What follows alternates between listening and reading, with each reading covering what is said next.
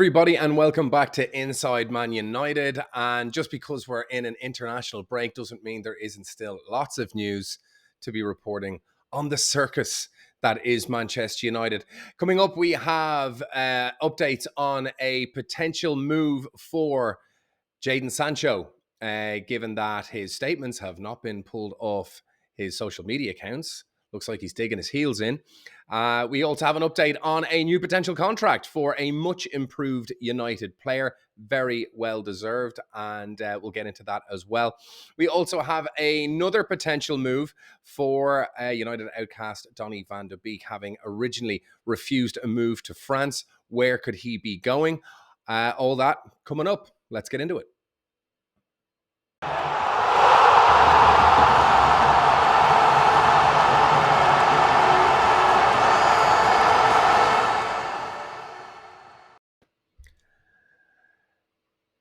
Hey everybody, so let's get straight into it. What we know now of Jadon Sancho, it looks like there was an attempt for clear the air talks between Jadon Sancho and Erik Ten Hag.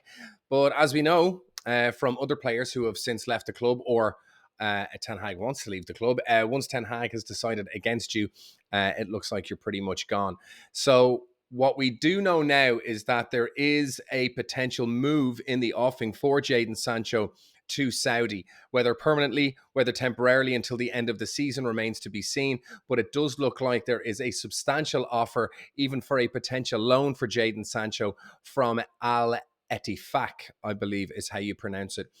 This could be a move that's suitable for all parties, just to give Jadon Sancho minutes. He'll be able to get himself off the wage bill at United, which I think United badly need. He is one of the highest paid players at the club, and just give him some minutes. And to be honest, to get him out of the club.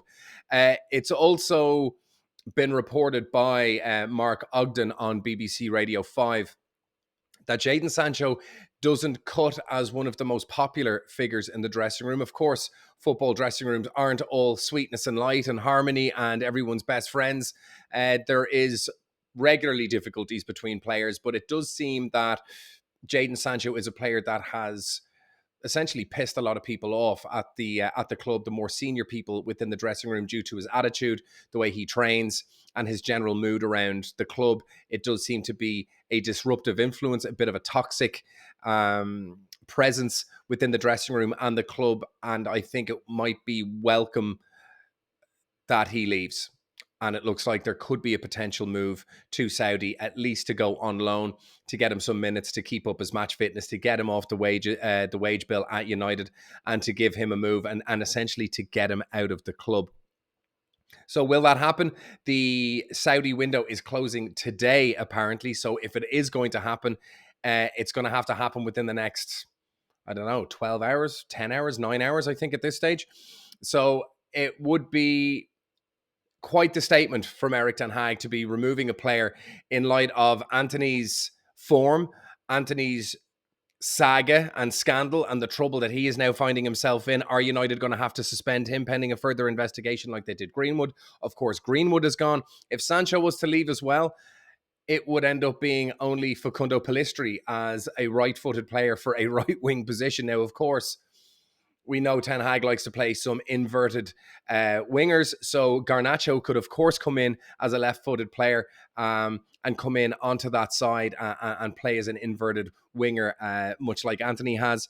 And, of course, that's the way Rashford does as well, cutting in from the left-hand side. He is, of course, a right-footed player.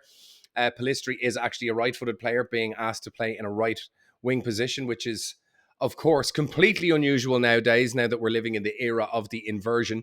But it would be quite the statement for Ten Hag to let a player of potential high caliber like Sancho to go, in light of Greenwood now being gone from the club, Martial now looking like he's going to be dropped, and his form completely escaping him, Antony being in all sorts of trouble. So manpower is something that is not exactly in huge supply at United all across the park, whether it's midfield, the left back position, now centre half, right wing, up front. We're just decimated all across the entire squad. So to allow Sancho to go at this late stage, when there is no one that they can replace him with in a transfer window, it would be quite something. What happens over the next few hours remains to be seen. It'll be very, very interesting to see if he does get his move. There was talks of clear the air, or rumors of clear the air talks a couple of days ago. Now the rumor is that he's looking to go out on loan, or that United are looking to put him out on loan. So I would imagine that those talks may not have gone according to plan. So let's see what happens over the next few hours. So the opposite to this kind of a story is Wan Bissaka, who has now been rumored to be offered a brand new contract. A man that found himself on the periphery, derided, mocked for his lack of attacking output, being a one-trick pony in defence, and even that was starting to decline.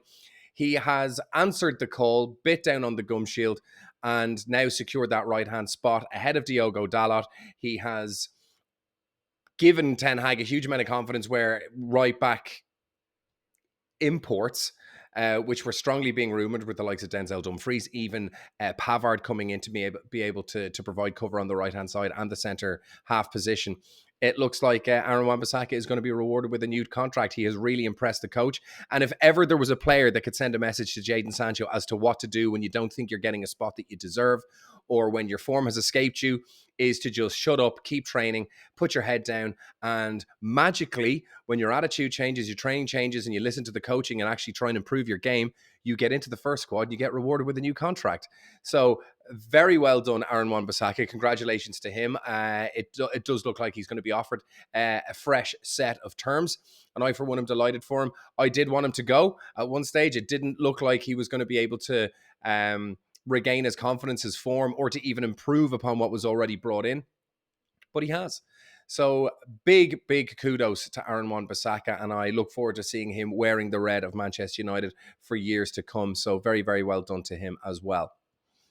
In other news, we've got Donny van de Beek, the much maligned Manchester United outcast, looking like he might finally get his move outside of Manchester United. He did originally have a potential move lined up with Lorient in Ligue 1, but refused to go to the French league. For a player who's really struggling to get minutes, and playing currently with a manager that got him on the Ballon d'Or shortlist, top 50 years ago when he was playing with Ajax, if not even Ten Hag is willing to trust him and try and get a tune out of him, I don't think there was another manager in the world that was going to be able to come in and potentially revive his career at United than Ten Hag. But Ten Hag has clearly seen that he is not needed within the squad, particularly with the recruitment of Sofyan Amrabat. The club's interested. It looks like it is the Turkish Super League, with both Fenerbahce and Galatasaray being linked with the player. There was talk of Besiktas as well, but it does look like Turkey is going to be his final destination. It would be a welcome move for the club and for the player. I think everyone likes Donny van de Beek. They wanted him to do well. They were willing him to try and get into that first team. Many people thought he was maybe unfairly treated by Ole Gunnar Solskjaer at United, with other players being preferred and him not really getting a chance to shine. But it's been the same story with every manager since, whether it was Oli, Ralf Rangnick, and now it's with his old manager, Ten Hag. So if even Ten Hag doesn't think there's room for him, I think it's pretty much over for him, not only with Manchester United, but in the Premier League as well. I think the pace and the physicality is maybe a little bit too much for the little Dutch wizard. So the clubs rumoured to be interested: Fenerbahce, Galatasaray, maybe Besiktas, and let's all just hope that Donny van de Beek gets his move, gets some minutes, and hopefully gets to fulfill the potential that he showed in abundance during his time at Ajax. That is it for now, guys. Thank you very, very much for tuning in. If there is any updates across any of those stories, including Anthony, etc., just rest assured that I will be jumping on here and trying to give you the news as quick as possible. As always, hit that like button, hit subscribe, hit the notification button to get updates and notifications when I've got new content out. Thank you very much for tuning in, and I'll see you on the next one.